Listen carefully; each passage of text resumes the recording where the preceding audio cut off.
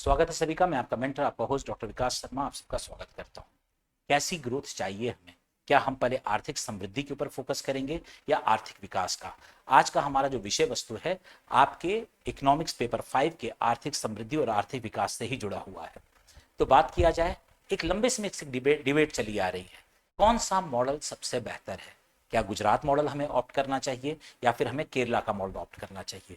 क्या हमें अपने आर्थिक विकास को निर्धारित करने वाले पक्षों को क्या अमर्त्य सेन की विचारधारा के अनुरूप लेकर के बढ़ना चाहिए या फिर आपके जगदीश भगवती की विचारधारा से प्रभावित हुए आर्थिक समृद्धि के माध्यम से आर्थिक विकास को प्राप्त किया जाना चाहिए? इस चीज के ऊपर हमारी आज की चर्चा है। ये लंबे समय से एक डिबेट चली आ रही है कि कौन से मॉडल को हमें ऑप्ट करना चाहिए। चलिए तो चर्चा करते हैं। आपको एक तरफ अमर्त्य सेन नजर आ रहे होंगे। इनकी अपनी एक विचारधारा है जो कहीं ना कहीं साम्यवाद और समाजवाद से प्रभावित है। इसी तरह से आपके जगदीश भगवती की विचारधारा जो आपके ज्यादा कैपिटलिस्ट ओरिएंटेड यानी कि पूंजीवाद की तरफ ज्यादा उन्मुख करते हुए नजर आती है। सबसे पहले चलते हैं कि अमर्त्य सेन की विचारधारा को हम लोग समझने की बात करते हैं। अमर्त्य सेन क्या है? अमर्त्य सेन की विचारधारा को जब देखें तो वो कैपेबिलिटी अप्रोच यानी कि कैपेसिटी एनहांसमेंट की बात करते हैं। वो इस आइडियोलॉजी पे बिलीव करते हैं कि किसी व्यक्ति को मछली पकड़ना सिखा देना ज्यादा बेहतर है बशर्ते कि उसे दान के रूप में मछलियां देना। तो ये कैपेसिटी इंक्रीमेंट यानी कि कैपेसिटी और कैपेबिलिटी अप्रोच की वकालत करते हैं। इनके हिसाब से विकास जो है वो एक स्वतंत्रता का ही विस्तार है। तो वो कंसीडर करते हैं डेवलपमेंट एज ए फ्रीडम। और अपनी इस आइडियोलॉजी को उन्होंने एक सोशलिस्ट हैं आपके जयाद्रे समाज सेवी, उनके साथ एक बुक लिखी थी उन्होंने, एन अनसर्टेन ग्लोरी, उसमें उन्होंने मेंशन किया है और उसमें उन्होंने अपनी ये विचारधारा डेवलपमेंट एज ए फ्रीडम को रिप्रेजेंट किया है।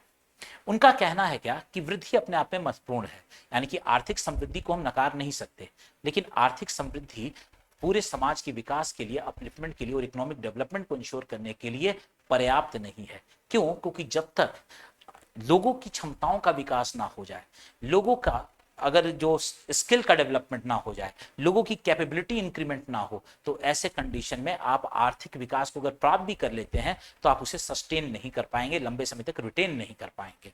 जिसे इसके लिए वो फोकस करते हैं कि हमें फिजिकल इंफ्रास्ट्रक्चर से पहले सोशल इंफ्रास्ट्रक्चर के ऊपर फोकस करना चाहिए, हमें स्वास्थ्य के ऊपर फोकस करना चाहिए, हमें जेंडर इक्वलिटी को इंश्योर करना चाहिए, हमें न्यूट्रिशन और आपके एजुकेशन के ऊपर फोकस करना चाहिए।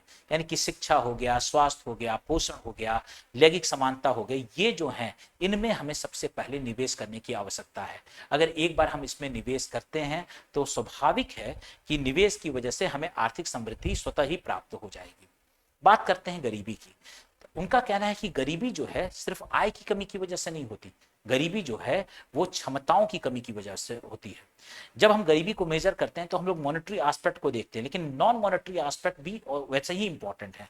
क्योंकि स्वाभाविक है कि जब गरीबी की परिभाषा को जब हम नियोजित करते हैं तो हम इकोनॉमिक डिप्राइवेशन की तो बात करते हैं लेकिन सोशल डिप्राइवेशन की बात नहीं करते।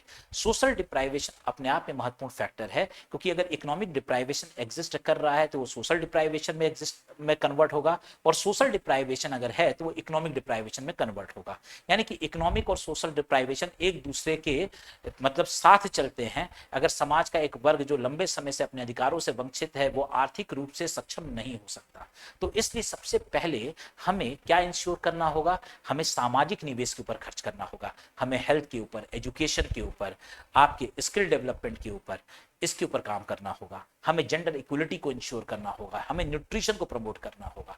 और इसी चीज का वो समर्थन करते हैं। उनका कहना है केवल आय की कमी नहीं बल्कि क्षमताओं की कमी सबसे बड़ा प्रश्न है भारत के सामने। और ऐसे कंडीशन में वो मॉडल जिसको सपोर्ट करते हैं that is the Kerala model, जहां पर हाई डेवलपमेंट इंडेक्स पर केरला का परफॉर्मेंस एक्स्ट्रा ऑर्डिनरी है और ऐसे कंडीशन में वहां पे विकास भी बहुत बेहतर नजर आता है। इसका प्रमाण इस हिसाब से देखा जा सकता है, मल्टी डायमेंशनल पॉवर्टी इंडेक्स यानी कि बहुआयामी निर्धनता सूचकांक में केरला एकमात्र ऐसा राज्य है जिसने आपकी एक्सट्रीम पॉवर्टी को कंप्लीटली इरेडिकेट कर दिया, और वहां पर एक्सट्रीम पॉवर्टी मात्र 0.7% के करीब हेड काउंट रेशियो के रूप में नजर आती है। तो यहां पर कहा जाए कि जब केरला मॉडल को हम देखते हैं तो हमें अमर्त्य सेन की जो विचारधारा है हम उसके समर्थन में उन्मुख हो जाते हैं। इसके अतिरिक्त अगर दूसरे पक्ष की अगर हम बात करें तो अमर्त्य सेन के इतर जो है दूसरे हैं जगदीश भगवती। जगदीश भगवती का कहना है क्या कि हमें सबसे पहले आर्थिक समृद्धि के ऊपर फोकस करना चाहिए, यानी कि growth is the first scenario. Growth को सबसे पहले हमें फोकस करना होगा, वृद्धि सबसे पहले आवश्यक है।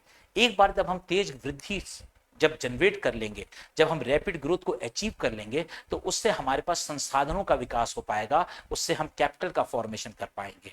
हालांकि शुरुआत में आपको ये लग सकता है कि समाज के कुछ वर्ग का ही विकास हो रहा है, लेकिन अंतोगत्वा with the equitable distribution of the resources समाज की जो मार्जिनल सेक्शन है उनका भी अपलिफ्टमेंट हो जाएगा। तो उनका कहना है कि सबसे पहले हमें आर्थिक समृद्धि के ऊपर फोकस करना है, हमें सामाजिक क्षेत्र में निवेश करने की आवश्यकता है, लेकिन वो हमारे सेकंड फेज में आता है। इस तरह की स्ट्रेटजी को पुल अप स्ट्रेटजी या ट्रिकल अप स्ट्रेटजी कहते हैं। पुल अप स्ट्रेटजी की बात मतलब कि समाज के कुछ एलिट वर्ग या कुछ लिमिटेड वर्ग का इनिशियल फेज में आपको ग्रोथ देखने को मिलेगा, और बाद में उनके द्वारा जो पूंजी का निर्माण होगा, उस पूंजी के निर्माण से हम समाज के जो marginal section of the society है उनको अपलिफ्ट कर पाएंगे। तो उन्होंने बोला है कि तेज आर्थिक वृद्धि जो है वो अपने में बहुत महत्वपूर्ण है, और गरीबी उन्मूलन का सबसे महत्वपूर्ण साधन है तेज आर्थिक समृद्धि, यानी कि इकोनॉमिक ग्रोथ जो है ये it is a major equipment for the eradication of the poverty. तो उसे एक टूल की तरह देखना चाहिए। इनका कहना है कि सामाजिक क्षेत्र पे अगर हम पहले खर्च करेंगे तो ऐसे कंडीशन में स्वाभाविक है कि हमारे पास पूंजी का निर्माण नहीं हो पाएगा। ये वैसा ही खर्च होगा कि घोड़े से पहले हमने कार्ड के ऊपर ज्यादा खर्च कर रखा है। तो ये जो अप्रोच है अपने आप में गलत अप्रोच कहा जाएगा। उनका अप्रोच जो है वो ज्यादा मार्केट ओरिएंटेड है, वो बाजार के उन्मुख सुधार चाहते हैं, वो मार्केट ओरिएंटेड रिफॉर्म जैसे लिबरलाइजेशन, प्राइवेटाइजेशन और ग्लोबलाइजेशन के समर्थक हैं। एट द सेम टाइम उन्होंने ये बोला है कि व्यापार के ऊपर हमें फोकस करना चाहिए, हमें तीव्र गति से अपने व्यापारिक क्षमता को बढ़ाना चाहिए और तेजी के साथ पूंजी निर्माण करना चाहिए। तो ये जो मॉडल जो है उनका दिया हुआ है, इन्होंने बोला है कि शुरुआती दिनों में हो सकता है कि आपको असमानताएं देखने को मिलेंगी, इकोनॉमिक डिस्पैरिटीज नजर आएगी। ऐसे कंडीशन में ये भी इंश्योर होगा कि समाज के कुछ वर्गों के पास सारे के सारे वेल्थ एक्यूमुलेट हो गए हैं। जैसे भारत के परिप्रेक्ष्य में कहा जाए कि भारत के पास 1% आबादी के पास आज के लगभग 41% के करीब वेल्थ और 22% के करीब उनकी इनकम जो है सेंट्रलाइज हो चुकी है। अपनी इसी विचारधारा को वो सपोर्ट करते हैं और उनके द्वारा जो समर्थन किया हुआ मॉडल है that is the Gujarat model. ये गुजरात मॉडल की बात करते हैं जहां पर तेजी के साथ फिजिकल इंफ्रास्ट्रक्चर के ऊपर खर्च किया गया, आर्थिक समृद्धि को प्राप्त किया गया, और उसके बाद जो संसाधन उत्पन्न हुए निजी उद्यमता को बढ़ाने के बाद जो कैपिटल का फॉर्मेशन हुए हैं, अब उससे कहीं ना कहीं उन संसाधनों के माध्यम से marginal section of the society और समाज के विभिन्न वर्गों का अपलिफ्टमेंट किया जा रहा है। उनका ये विचारधारा है। इसके बाद ये उन्होंने अपनी सारी की सारी आइडियोलॉजी को अपनी एक बुक वाई ग्रोथ मैटर में मेंशन किया है, जो उन्होंने जिसमें उनके सहयोगी अरविंद पनघड़िया हैं, जिनके सहयोग से उन्होंने लिखा है। अरविंद पनघड़िया के बारे में आप लोग जानते हैं, 16th फाइनेंस कमीशन के इस समय वो चेयरमैन है। अब अगर बात किया जाए मतभेद कहाँ है इन दोनों, तो अगर हम इन सब चीजों के इन दोनों की विचारधाराओं के बीच में अगर मतभेद देखते तो प्राथमिकता के आधार पर, दृष्टिकोण के आधार पर, असमानता के आधार पर इनमें कई सारे मतभेद नजर आते हैं। जहां पर प्राथमिकता के आधार पर देखा जाए, अमर सेन का कहना है कि सबसे पहले सामाजिक निवेश आवश्यक है, हेल्थ और एजुकेशन के ऊपर हमें पहले खर्च करना चाहिए, और एट द सेम टाइम सबसे महत्वपूर्ण यह है कि एक बार हेल्थ और एजुकेशन के ऊपर खर्च करने के बाद हम स्वतः ही आर्थिक समृद्धि को प्राप्त कर लेंगे।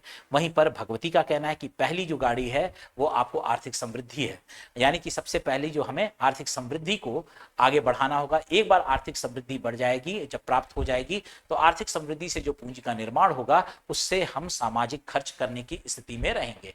दृष्टिकोण की बात की जाए तो यहाँ पे अमर सेन का जो अप्रोच है वो ह्यूमन सेंट्रिक है, वो क्षमताओं के निर्माण की बात करते हैं, वो स्वतंत्रता की बात करते हैं, वो समानता की बात करते हैं, वो अपलिफ्टमेंट ऑफ द सोसाइटी की बात करते हैं। वहीं भगवती का जो अप्रोच है, तो जगदीश भगवती जी के अनुसार जो है हमारा जो ग्रोथ वो आपका ग्रोथ ओरिएंटेड है, यानी कि कहा जाए ग्रोथ सेंट्रिक है। इन सच कंडीशन अगर देखा जाए उनका जो फोकस है वो जीडीपी में तीव्र गति के साथ ग्रोथ, बाजार में रिफॉर्म और at the same time entrepreneurship को बढ़ाने के ऊपर है, यानी कि उद्यमशीलता को बढ़ाने की बात करते हैं।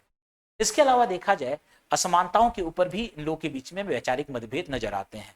जैसे असमानताओं की अगर बात किया जाए तो अमर सेन के अनुसार जो है असमानताएं जो हैं क्षमताओं में कमी पैदा करती है, और इसकी वजह से हमें अगर हमें तीव्र गति से आर्थिक समृद्धि अगर भविष्य में प्राप्त करना है तो स्वाभाविक है हमें इन असमानताओं को पहले समाप्त करना होगा। हेल्थ एजुकेशन जैसे सेक्टर पे ज्यादा से ज्यादा निवेश करना होगा, उस पे लोगों को बेहतर करके ही हम आर्थिक समृद्धि को प्राप्त कर सकते हैं। अगर ऐसा हम नहीं करते हैं तो अगर हमें तीव्र गति से आर्थिक समृद्धि प्राप्त भी हो जाती है तो उसे हम लंबे समय तक सस्टेन या रिटेन नहीं कर सकते। नेक्स्ट, भगवती का कहना है कि वृद्धि से असमानता पहले बढ़ सकती है। यानी कि अगर इकोनॉमिक ग्रोथ की अगर बात किया जाए, हम रैपिड इकोनॉमिक ग्रोथ को अचीव करने की प्रक्रिया में हो सकता है कि प्रारंभिक दिनों में हमें आर्थिक समृद्धि के परिप्रेक्ष्य पर अगर देखें तो आर्थिक समृद्धि की वजह से आपको समाज के अंदर में इकोनॉमिक डिस्पैरिटीज और सोशल डिस्पैरिटीज बढ़ती हुई नजर आएगी।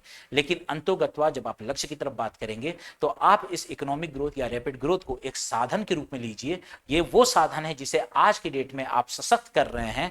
ये एक एडमिनिस्ट्रेटिव डेवलपमेंट है जिसके थ्रू जो है आप डेवलपमेंट को इंश्योर कर पाएंगे। आने वाले समय में आप आर्थिक विकास को प्राप्त कर पाएंगे, क्योंकि इससे जो संसाधन का निर्माण होगा वो समाज के अंतोगत्वा देखा जाए समाज के अपलिफ्टमेंट में ही काम आने वाला है।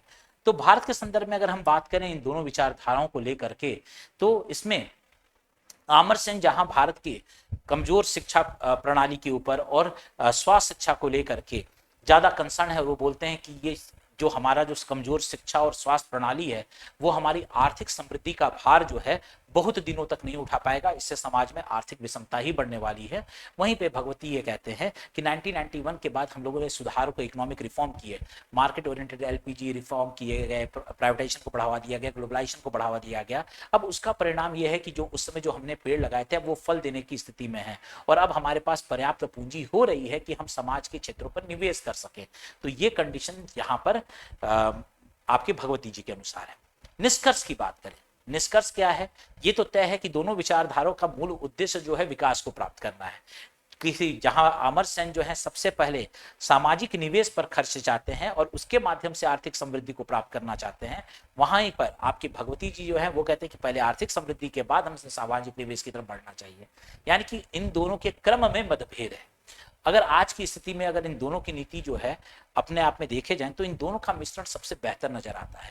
हमें समावेशी विकास यानी इंक्लूसिव ग्रोथ के साथ साथ सामाजिक निवेश पे भी खर्च करना होगा और सबसे बेहतर होगा कि हम सस्टेनेबल डेवलपमेंट को इंश्योर करें जो आपके आर्थिक समृद्धि और आपके आर्थिक विकास दोनों के बीच में संतुलन बना करके आगे चलती है। हमें sustainable development goal, new education policy, Ayushman Bharat जैसे क्षेत्रों में सामाजिक निवेश भी करना है। एट द सेम टाइम हमें इंक्लूसिव ग्रोथ तीव्र गति से मैक्रो इकोनॉमिक जो फंडामेंटल्स हैं अर्थव्यवस्था के उसे भी सशक्त करना है ताकि हम भविष्य में ज्यादा से ज्यादा निवेश को आकर्षित कर सकें, अर्थव्यवस्था का जो विशियस साइकिल है उसे तीव्र गति दे सकें।